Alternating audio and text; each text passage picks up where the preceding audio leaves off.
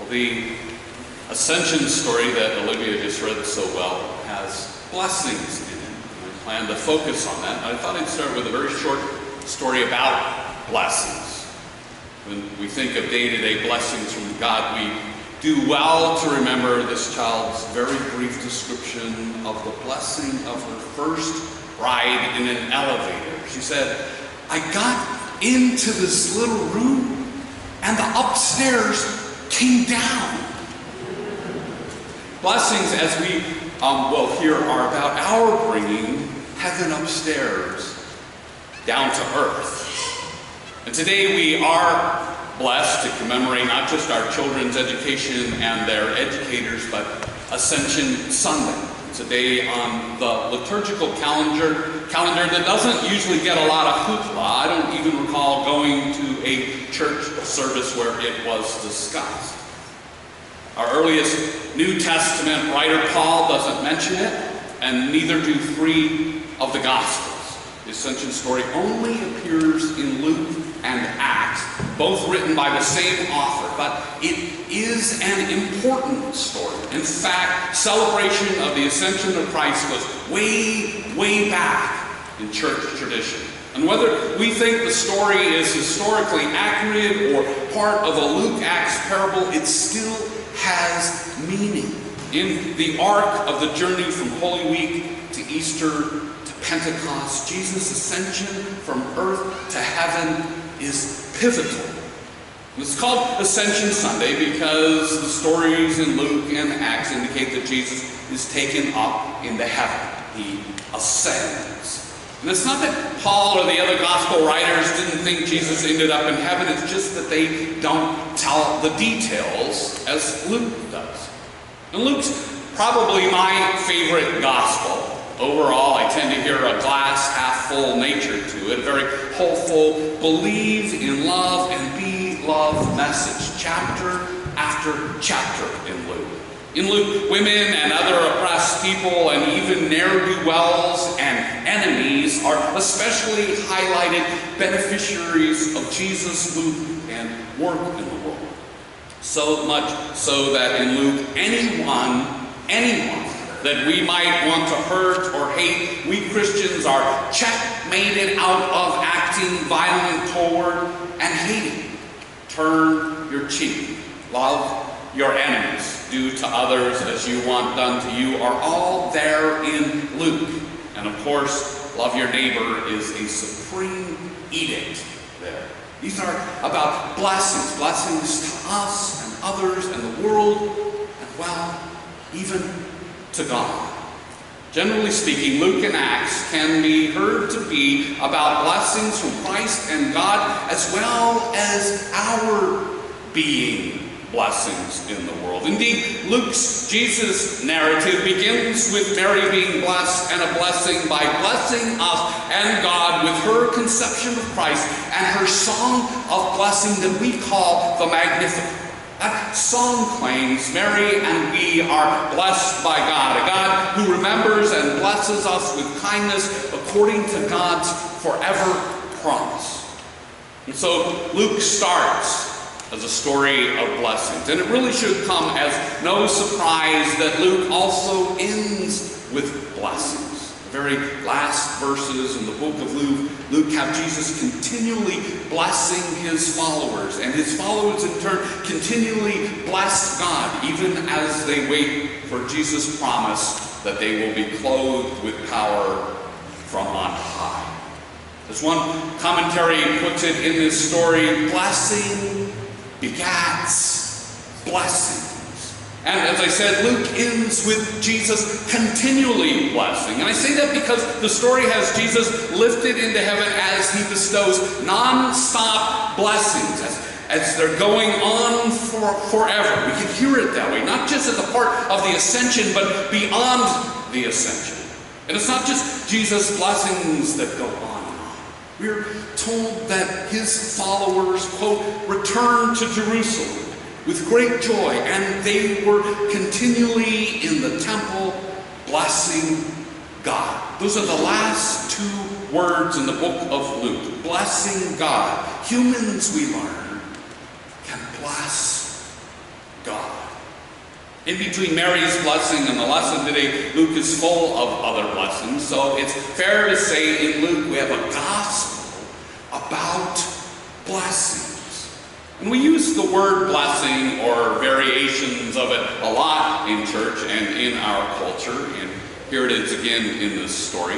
The Anchor Bible Dictionary has a great summary explanation of blessing. It reads, in the Bible, blessing can be understood as a performative utterance, the effective activity of pronouncing and bringing about good for someone. Blessing may also be an act of greeting or prayer that evokes good for someone or seeks to avert or neutralize evil. Finally, it may be an act of praise by which a benefactor, human or divine, is acknowledged and thanked for benefits received or expected.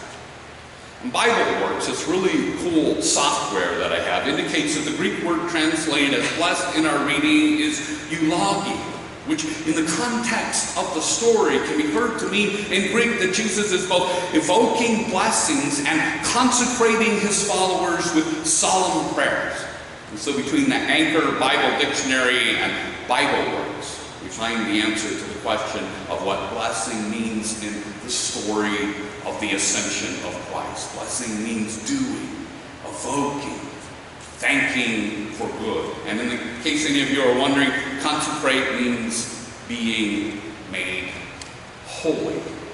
The end of Luke can be heard to indicate that we are forever being given blessings and consecrated by Christ. We get good things and we are being made holy by the ascended Christ. And we can hear that the very last words in the book of Luke are that Jesus Christ's followers respond to his leaving not just with worship and joy, but by blessing God.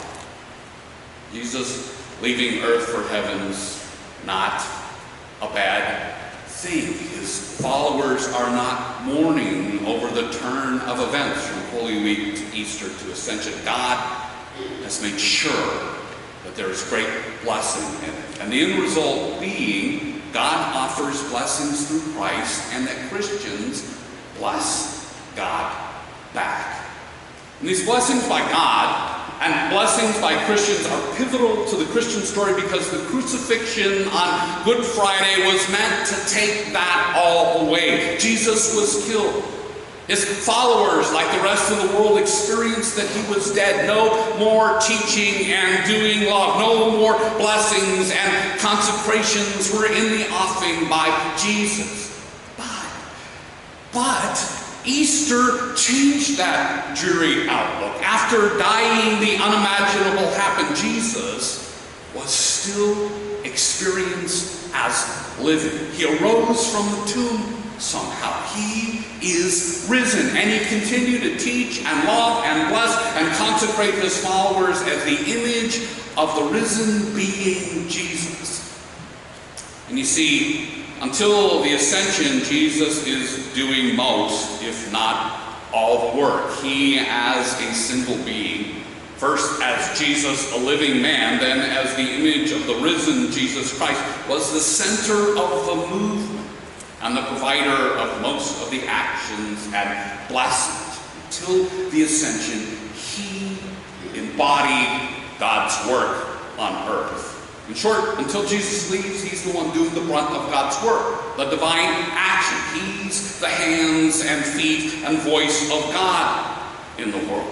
And Easter at first is a relief because Jesus still hangs around to do some more work. The movement doesn't have to fall apart because the leader's not really gone. But his followers, these followers, they have to eventually become the ones that start doing God's work. They learn in the transition from Easter to Pentecost to become the ones that go on with the holy work that Jesus started and taught them, the ministry of providing blessings to the world and to God. In this sense, Jesus has to ascend in order that we might ascend, not in the go to heaven sense, but in the take the higher road and bring heaven to earth sense. We do that by our blessings, by doing, evoking, or thanking for good, by consecrating our lives and our communities so that they are made holy. Jesus' followers, including us, become the hands and the feet and the voice of God in the world.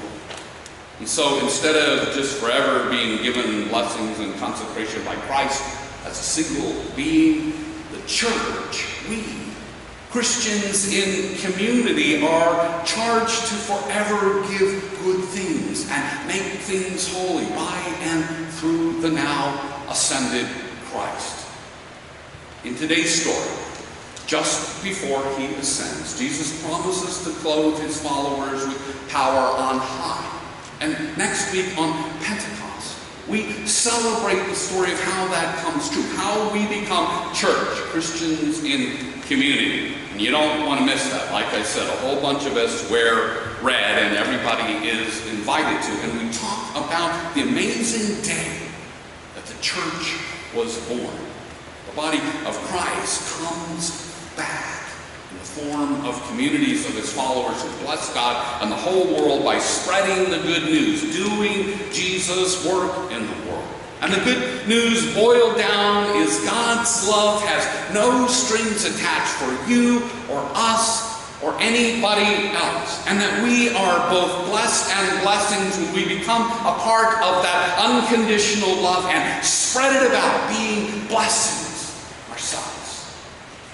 Ascension Sunday remembers the story is about that out of the ashes of love, Jesus' life and teaching and actions, out of his death and the wonder of his resurrection, his single being ascends, and his followers are blessed and become blessings, empowered and charged as an organic, growing community to be the second coming of Christ at the empowerment of Pentecost.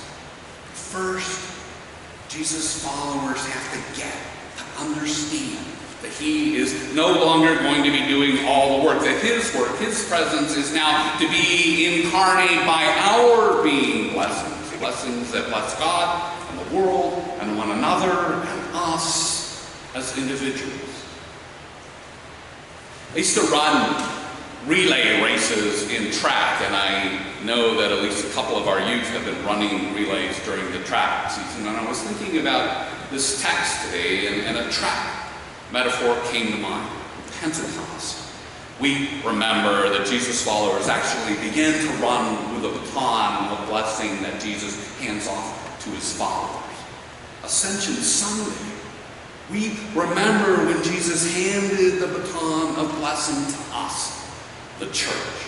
In track language, it's the day of the exchange. The baton of blessing is exchanged. It's given to us. And with the ascension of Christ, the workload is also exchanged to the new body of Christ, the multitude of Jesus' followers.